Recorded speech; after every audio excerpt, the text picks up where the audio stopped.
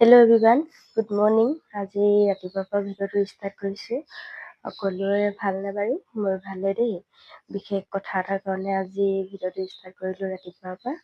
আপোনালোকক দেখাই থাকিম ভিডিঅ'টো কিনো হ'ল, আপোনালোককো জনাবলৈ মন যায়, সেইকাৰণে ভিডিঅ' অকণ কৰিলোঁ। আপোনালোকে মোৰ ভিডিঅ'টো শেষলৈকে চাই থাকিব দেই, দেখাই থাকিম। এতিয়া মই যাওঁ বাহিৰলৈ। বাহিৰত যিহেতু মাকে এজনী ছোৱালী এটা সন্তান কেনেকৈ কষ্ট কৰি তোলে, আপোনালোককো দেখাই থাকিম। চৰাইজনীও সেইটোৱে হৈ গ'ল, ইমান সৰুৰ পৰা ডাঙৰ কৰি চৰাইজনী বাৰটো ভাগি পৰিল।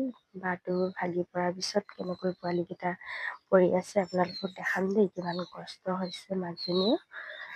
এয়া আজি যোৱা ৰাতি বতাহ আৰু বৰষুণ দিছিলে, সেইবাবে এয়া চাওকচোন কেনেকৈ ভাগি পৰিল চৰাইটো।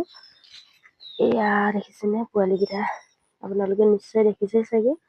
এইকেইটা পোৱালী বহুত কষ্টৰে ডাঙৰ দীঘল কৰিছিলে মাকজনী। মাকৰ হৃদয়খনে জানিছে আৰু দেই, পোৱালীকেইটা কেনেকৈ পৰি আছে। মাকজনী চাগে বিচাৰি ফুৰিছে দেই। এইজোপা তামোল গছত আছিলে।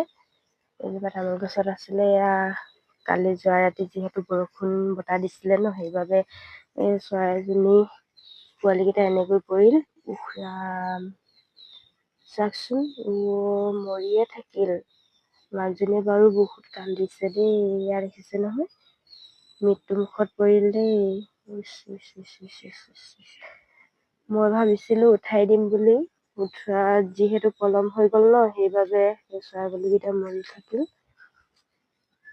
কেইটা আছে বাৰু ইয়াত, লগতে দেখাই আছোঁ আপোনালোকক।